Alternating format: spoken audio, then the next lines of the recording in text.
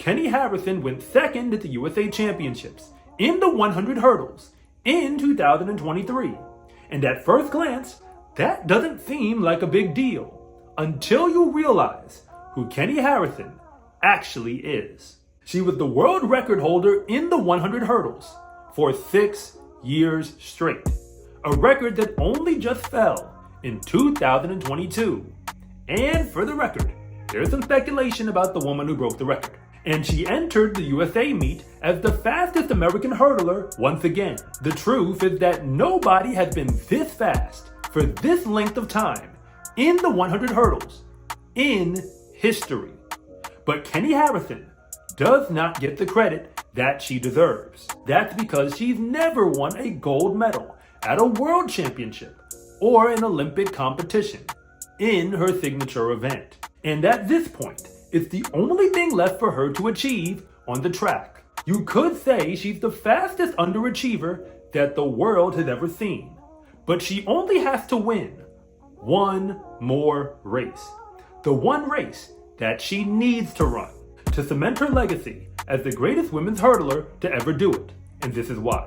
Keni Harrison is an athlete who we should have seen coming from a mile away. She dominated the state of North Carolina at the high school level with a PR of 13:49.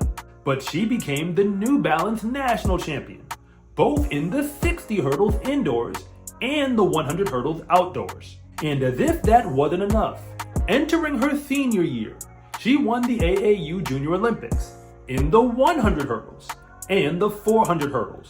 So it's safe to say that at the high school level, you weren't winning anything without going through her. She may not have been the fastest hurdler in the nation technically on the clock at that time, but anyone who was paying attention should have noticed that she would be one of the greats. From there, she took her talents to Clemson University in the ACC, which at that moment was a sprinting powerhouse in Division I. And depending on how you look at it, she's either one of the greatest freshman hurdlers we've ever seen, or one of the fastest underachievers. She didn't make the NCAA 100 hurdle final, but she probably should have if she had just run the time she'd been putting out in the weeks prior. And her sophomore year, she ran even faster, finishing 5th overall. She then transferred to Kentucky in the SEC, where she would finish 5th once again as a junior.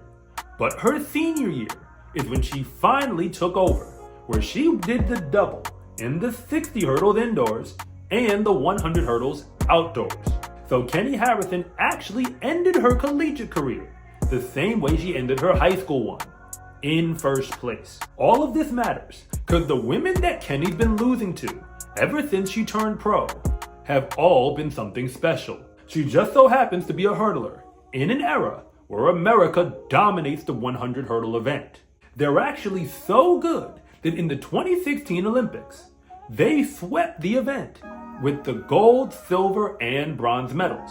But Keni Harrison wasn't a part of that team. And that is a very big deal because 2016 is the year where Keni Harrison broke the world record in the 100 hurdles. I know what you're thinking.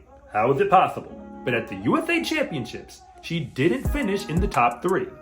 And the Olympic champion that year was actually the collegiate champion way back in 2013, ahead of Keni Harrison. It was her Clemson teammate Breonna Rollins who led the American sweep.